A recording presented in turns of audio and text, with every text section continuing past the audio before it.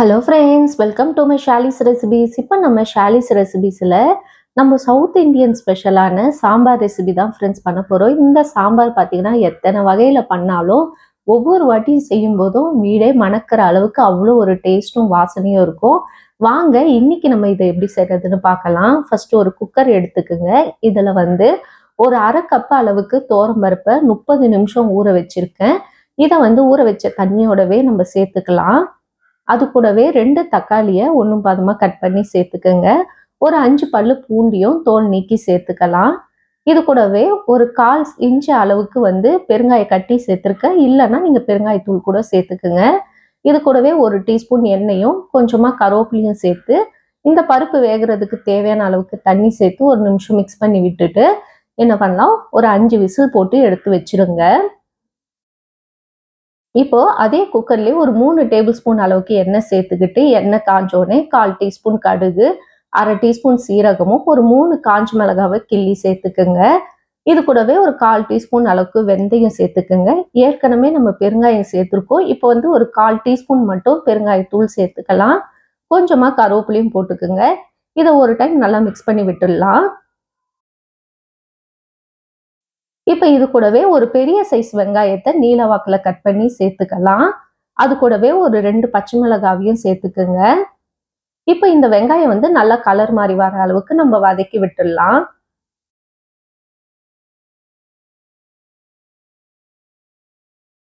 வெங்காயம் நல்லா கலர் மாதிரி வந்த பிறகு நம்ம வெஜிடபிள்ஸ் ஆட் பண்ண போகிறோம். நான் இன்னைக்கு கத்திரிக்காவும் முருங்கைக்காவும் சேர்த்துருக்கேன். ஒரு 6 கத்திரிக்காவும் 2 முருங்கைக்காயும் கட் பண்ணி இதில் போட்டிருக்கேன்.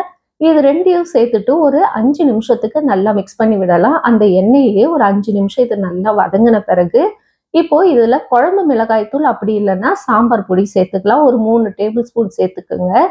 இது கூடவே ஒரு அரை டீஸ்பூன் அளவுக்கு மஞ்சள் தூளும் தேவையான அளவுக்கு உப்பும் சேர்த்து நல்லா வதக்கி விட்டுடலாம். நான் இன்னைக்கு குழம்பு மிளகாய் தூளில் தான் பண்ணியிருக்கேன். நீங்கள் சாம்பார் பொடியில் செய்கிறதுனாலும் செய்யலாம். டேஸ்ட் ரொம்ப பெரிய டிஃப்ரெண்ட் இருக்காது. ரெண்டுமே நல்லா தான் இருக்கும்.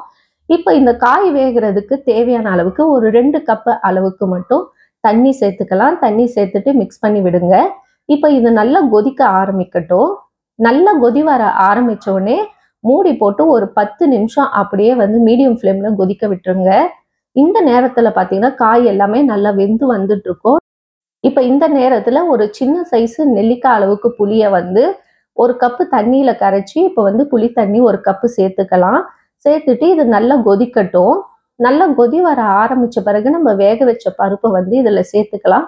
பருப்பு ஒன்றும் பாதமாக லைட்டாக மசிச்சுட்டு இதில் ஆட் பண்ணிக்கோங்க. ரொம்ப பருப்பு நைஸாக மசிக்கணும்னு அவசியம் இல்லை. ஓரளவுக்கு மசிச்சுட்டு இதில் ஆட் பண்ணிக்கலாம். அவ்வளோதான். இப்போ இது நல்லா கொதி வந்தோடனே மூடி போட்டு ஒரு 10 நிமிஷம் அப்படியே கொதிக்க விட்டுருவோம். அவ்வளோதான், ஒரு சூப்பரான சாம்பார் நம்மளுக்கு ரெடி ஆயிடுச்சு. இப்போ இதில் கொஞ்சமாக கருவேப்பிலையும் கொத்தமல்லியும் போட்டுட்டு சுட சுட இட்லி, சாம்பார், சாப்பாடு எல்லாத்துக்குமே சூப்பராக நம்மளுக்கு ஒரு சாம்பார் ரெடி ஆயிடுச்சு.